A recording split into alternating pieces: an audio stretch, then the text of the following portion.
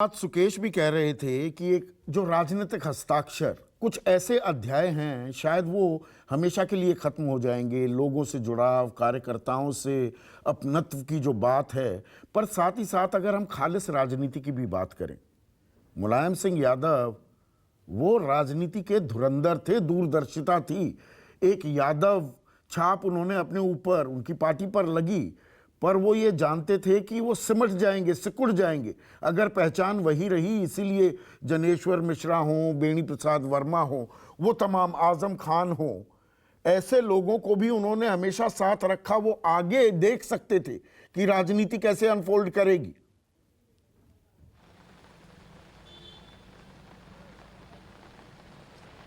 देखिए, निश्चित तौर पर बेनी बाबू तो एक बार उनको छोड़ के भी चले गए थे, लेकिन आप सभी जानते हैं कि किस तरीके से मुलायम सिंह यादव उनको मना करके वापस पार्टी में ले आए थे।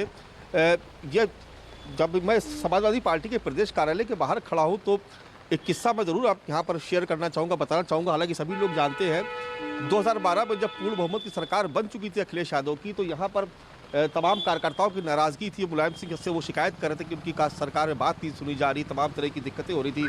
कुछ मंत्रियों से वो यहाँ पर सवाल जवाब कर रहे थे। उस वक्त उन्होंने एक बात कही, कुछ मंत्रियों ने उनको गलत बात बताने की कोशिश की, तो चूंकि वो जानते थे कि पार्टी के भीतर चल क्या रहा है, उन्होंने बहुत स्पष्ट तौर पर कहा था। और उस पर उन्होंने वहाँ पर लाल कृष्ण आडवाणी को कोट किया और कहा कि लाल कृष्ण आडवाणी कभी झूठ नहीं बोलते, हम उनके साथ रहोगे। राजनीति में अगर तुमको आगे बढ़ना है तो झूठ बोलने की आदत जो है वो बंद कर दो, कम से कम अपने नेताओं से और अपने कार्यकर्ताओं से।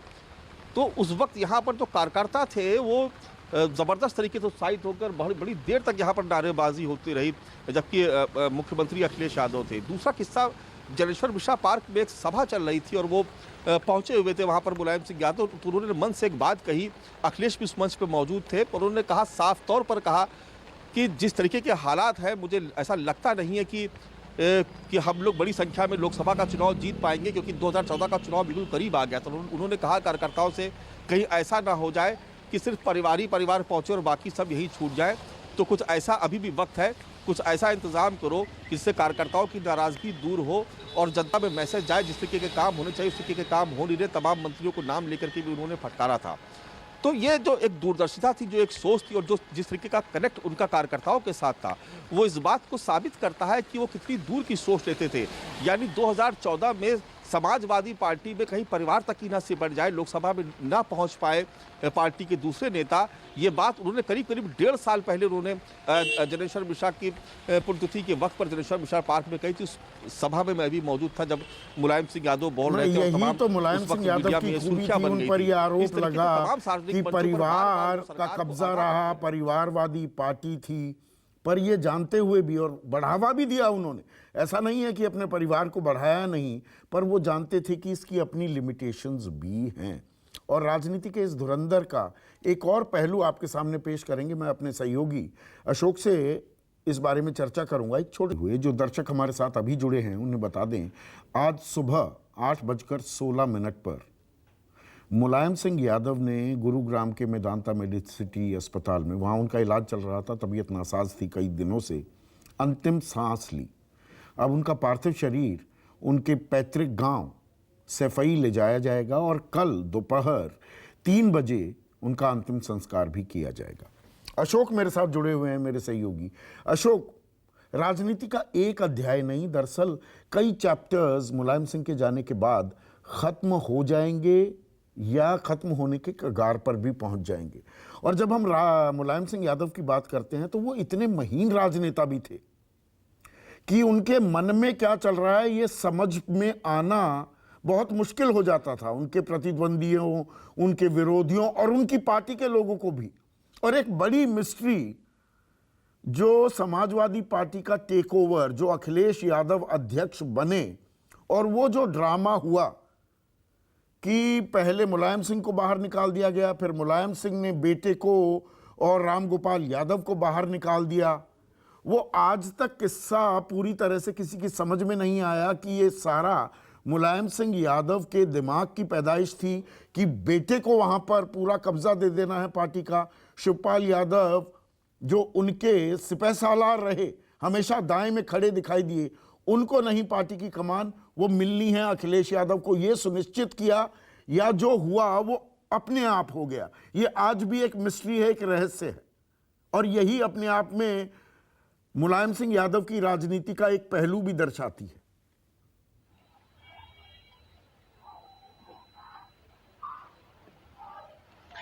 देखिए संदीप जी, जब ये पूरा घटनाक्रम घटित हुआ था जिसकी आप चर्चा कर रहे हैं, तो उस वक्त हम लोग समाजवादी पार्टी के दफ्तर सुबह से लेकर शाम तक का वक्त बिताते थे और उस दौरान तमाम सारे नेताओं की आवाजाही हम लोग देखते थे। लेकिन जब ये पूरा घटनाक्रम घटित हुआ था, जब जो चर्चा आपने की कि मुलायम सिंह यादव ने अखिलेश यादव को पार्टी से निकाल दिया था, रामगोपाल यादव को पार्टी से निष्कासित कर दिया था, और उसके पहले अखिलेश यादव की तरफ से बाकायदा पत्र जारी करके मुलायम सिंह यादव को पार्टी से निष्कासित किया गया। उनके साथ तमाम सारे जो नेता थे, शिवपाल यादव, उनको पार्टी से निष्कासित किया गया था। तो एक बड़ा घटनाक्रम उस वक्त घटित हो रहा था। पार्टी पर कब्जे को लेकर दोनों लोगों की तरफ से मजबूत दावेदारी की जा रही थी। आपको याद होगा अखिलेश यादव के साथ रामगोपाल यादव और पार्टी के तमाम सारे नेता खड़े हुए थे। शिवपाल यादव के साथ पार्टी के कुछ लोग खड़े हुए थे जो ये चाहते थे कि पूरी पार्टी पर शिवपाल यादव काबिज हो जाएं। शिवपाल यादव के साथ सबसे ज्यादा बड़ी भूमिका में अमर सिंह उस समय आपको याद होगा तस्वीरों में नजर आते थे। तो उस दौरान जब ये यादव परिवार के भीतर बहुत ज्यादा कहासुनी, बहुत ज्यादा तनाव देखने को मिल रहा था, तो उस समय मुलायम सिंह यादव की तरफ से दोनों लोगों को बैलेंस करने की कोशिश भी की जाती रही होगी। आपको याद होगा कि जब अखिलेश यादव जनेश्वर मिश्र पार्क के भीतर पार्टी का राष्ट्रीय अधिवेशन हुआ और वहां पर अब शिवपाल यादव की मौजूदगी में बाकायदा लालू प्रसाद यादव का हाथ, अब शिवपाल यादव का हाथ पकड़ के अखिलेश यादव के सर पर रखवाया और ये कहा कि इनको पार्टी का राष्ट्रीय अध्यक्ष घोषित किया गया है, तो आप इनको आशीर्वाद दीजिए। और भी तमाम सारे मुलायम सिंह यादव के पुराने साथी उस वक्त जनेश्वर मिश्रा पार्क में मौजूद थे जब पार्टी का राष्ट्रीय अधिवेशन चल रहा था। अखिलेश यादव को पार्टी का राष्ट्रीय अध्यक्ष घोषित किया गया था।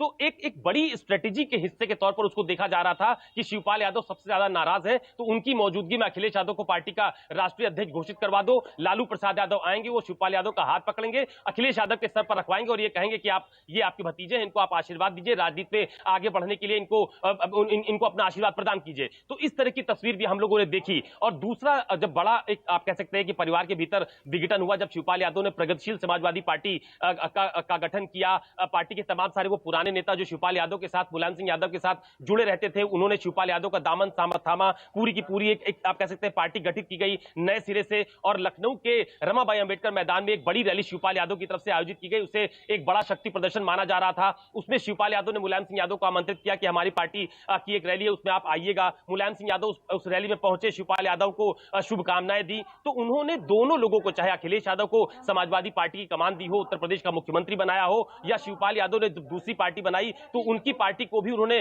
अपनी शुभकामनाएं दी और ये कहा कि शिवपाल यादव संघर्षों के नेता है, वो पार्टी को आगे बढ़ाएंगे। तो वो स्थिति देखने को मिली। और अभी हाल का जो विधानसभा चुनाव उत्तर प्रदेश में हुआ, उसमें संदीप जी आपको याद होगा कि शिवपाल यादव पूरी तरह से अलग चुनाव लड़ने को तैयार थे, लेकिन उसके बाद मुलायम सिंह यादव ने शिवपाल यादव को बुलाकर अखिलेश यादव के साथ बैठक करवाई और उसके बाद ये दोनों यानी चाचा भतीजा साथ में आए। अखिलेश यादव और शिवपाल यादव ने मिलकर विधानसभा का चुनाव लड़ा। हालांकि उसमें एक दूसरा पहलू भी था कि शिवपाल यादव जितनी सीटों की मांग कर रहे थे, उनको उतनी सीटें नहीं दी गई थी।